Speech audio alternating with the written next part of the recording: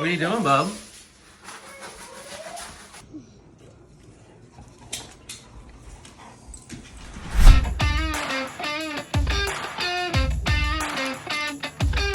It's block day, and I want to give a huge shout out to EZG Manufacturing out of Ohio. They're the sponsor of today's video. They've got some awesome stuff for us to try here today, including this, the EZG 9, which mixes 9 cubic feet of mortar or concrete using mixer paddles that actually fold the mortar over instead of just stirring it like regular paddle mixers to mix it faster.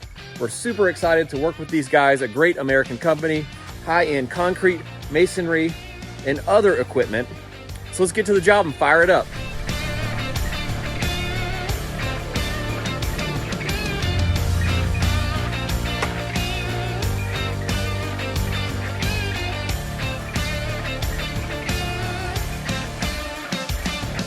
Got Perkins Brothers.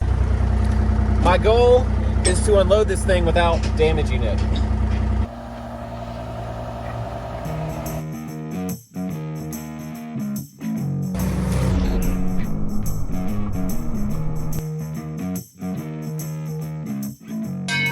Jono's rocking out here, and he's got the water. Now we don't have power. You may be asking, how do we have water pressure? We'll show you. Up here. So we're using a gravity feed system from our apple juice containers from Chile. Out a nozzle we have tapped in the bottom, down this hose, and since we're about 8 feet lower, we have water pressure, which is awesome. And you may be asking, first of all, why are we laying block instead of a poured concrete foundation? Well, there's one main reason, and that's time. Around here, it's a 3 or 4 month waiting list for the 1 or 2 concrete form guys that you can get. We only found out that we could start this job Monday. It's now Friday, so that is not enough time for us to get a concrete form guy for a concrete wall lined up. So we'll lay block, put steel in it, pour it solid with concrete, and we can be done in framing this thing. And there's where we start. We just line them up about every 16 inches around our footing, and we can grab them from right there and lay them super fast. I love that shirt. I just got it on the internet. What? YouTube. Here we go. Get a nice big fat knot on the back side there.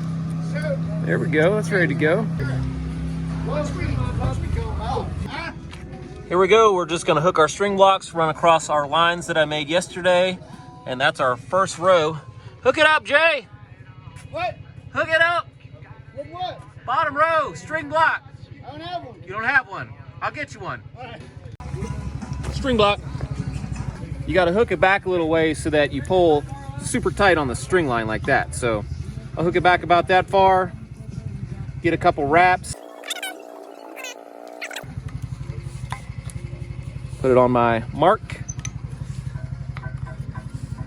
down a little, we're ready to lay. How's that working with the hand? You know, it's going great. So, yeah. You know, no fingers, but actually I can grab a block with relative ease that way. And luckily, normally when I set a block, I hold it like this in the center with my right hand, and I just use my other hand to just guide it into position, give it a little shake, and then tap it down. Awesome. Not bad.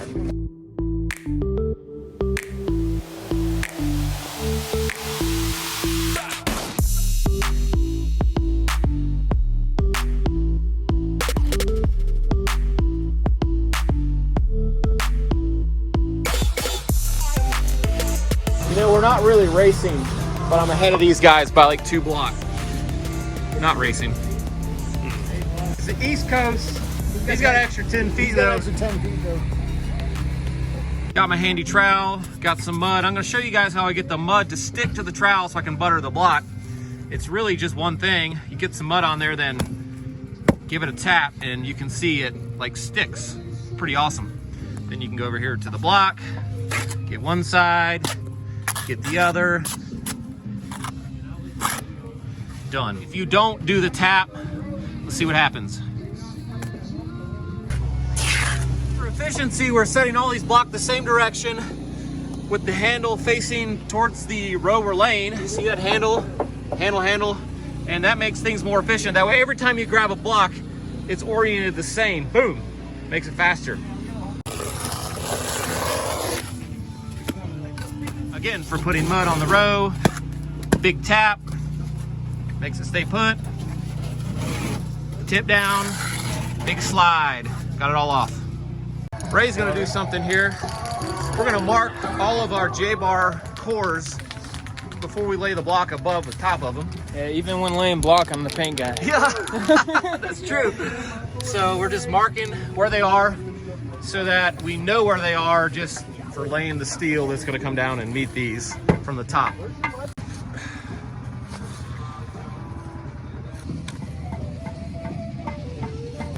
So we picked the right side, bro. We're in the shade. Come on, man. I'm not stupid. No, nothing. All right, here is our 4th row, and this is a bond beam row. We're gonna do that every 2 feet vertically, and that way we have a really solid wall with all this steel bond beam every 2 feet.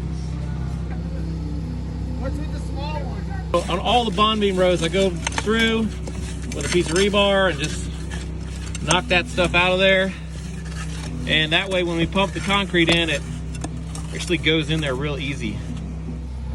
With this horizontal rebar, we're tying it stacked vertically like that, so it's not super wide, and the concrete, again, can flow through the cores all the way to the bottom, get full coverage, grout it all the way. So the outside of this wall is just gonna be parge coated 1 coat and then waterproof, so we're not gonna tool the joints. We're just gonna go through and just make sure it's as smooth as we can get it for now, so that the parge coat will go on nice and smooth.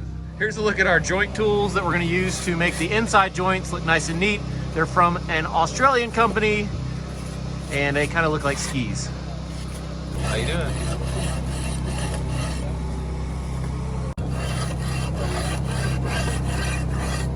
Look how cute we are. My water bottle matches your phone. Wow, it really does. Rose gold, baby!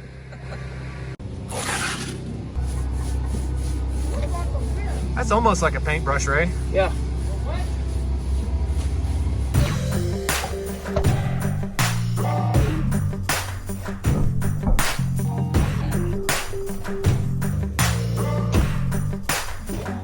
You know what, just forget it. You're never gonna land that thing.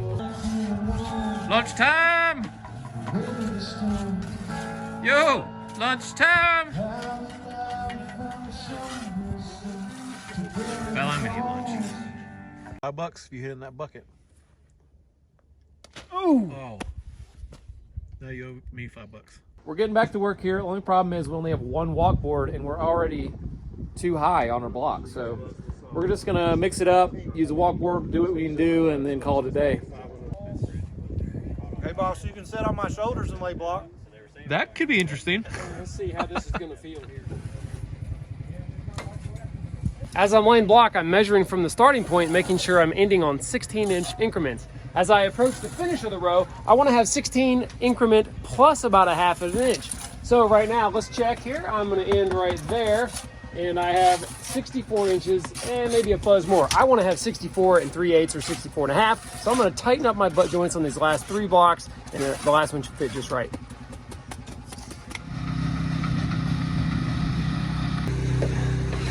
Once we get to a certain height, we just stack some blocks. We got a 24-foot walk board. We'll just keep going up as we go up with block work until we're high enough to need scaffolding. Then we'll swap it out for scaffold and walk boards and go to the top.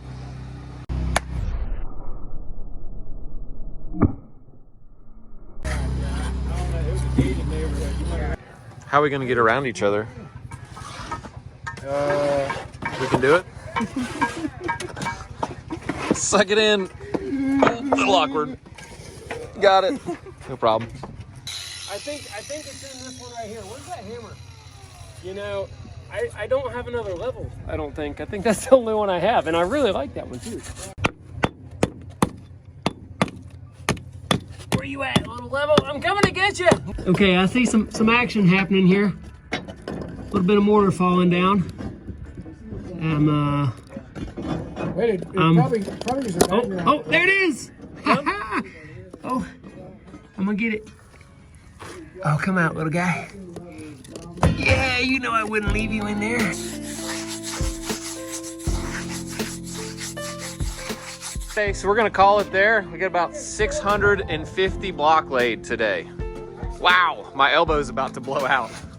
So our stack is way down and our wall is way up, 11 high. 9 high, 9 high. So pretty good day. That's it for today. Thanks again to EZG Manufacturing for sponsoring this video. Thanks for building with us today. We'll see you next time.